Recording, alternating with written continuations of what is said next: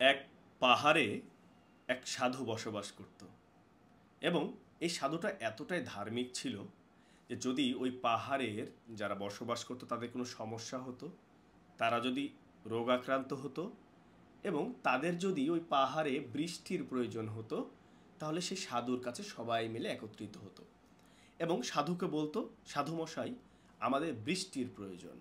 এবং সাধু সে সময় নৃত্য করত এবং বৃষ্টি হতো।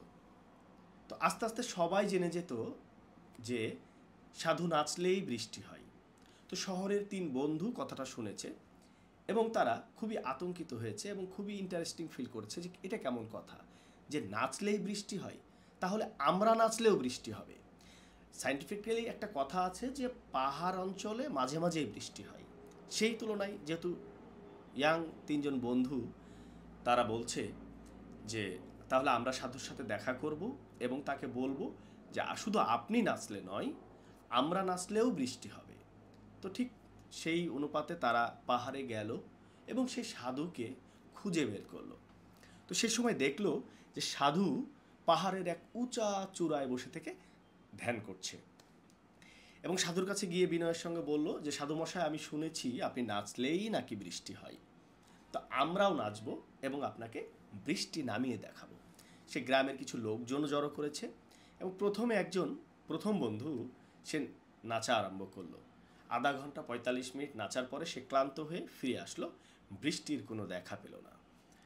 দ্বিতীয় জনও ঠিক আবারও নাচা আরম্ভ করলো, সে 1 থেকে 1.5 ঘন্টা নাচলো কিন্তু বৃষ্টি নামলো না।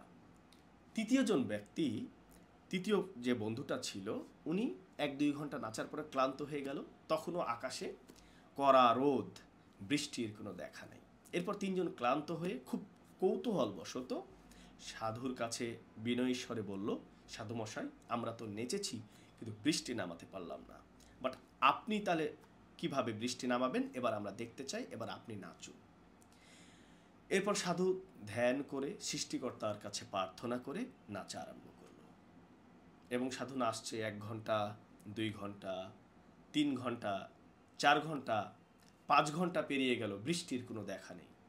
তাও সাধু নাচ থামায়নি, সে সৃষ্টিকর্তার কাছে মন থেকে প্রার্থনা করছে এবং বৃষ্টির জন্য উনি নৃত্য করছে। ঠিক 7 ঘন্টার মাথায় আকাশ মেঘ জমে বৃষ্টি আসলো। এরপরে গ্রামের মানুষ সবাই অনেক খুশি হয়ে গেল এবং সাধুটা খুব মানে আল্লাহওয়ালা এবং খুব ধার্মিক একজন লোক ছিল। তো এরপরে 3 বন্ধু খুব বিনয়ের সহিত সাধুর কাছে গিয়ে বলল যে সাধু মশাই আমরাও তো নৃত্য করলাম কিন্তু বৃষ্টি হলো না, কিন্তু আপনি নৃত্য করলেন, বৃষ্টি হলো কিভাবে? এরপর সাধু মশাই বলল যে দেখো, আমরা যখন কোনো কাজ করি এই কাজটা আমাদেরকে হৃদয় থেকে করতে হয় এবং তুমি যদি সৃষ্টিকর্তার কাছে প্রার্থনা করো এবং সেই অনুযায়ী কাজ করে যায় অবশ্যই সফলতা আসবে।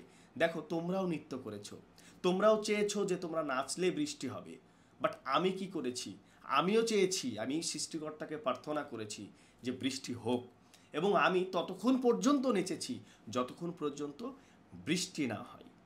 মোরাল অফ দ্য স্টোরি হচ্ছে যে আমরা যারা লেগে থাকি, একটু না হলে ক্লান্ত হয়ে ফিরে আসি, আমাদের উচিত সেই সাধুর মতো ততক্ষণ পর্যন্ত লেগে থাকা যতক্ষণ পর্যন্ত আমাদের কাজটা কমপ্লিট না হচ্ছে।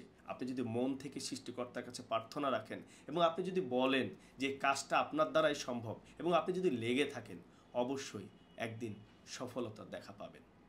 ধন্যবাদ সবাইকে।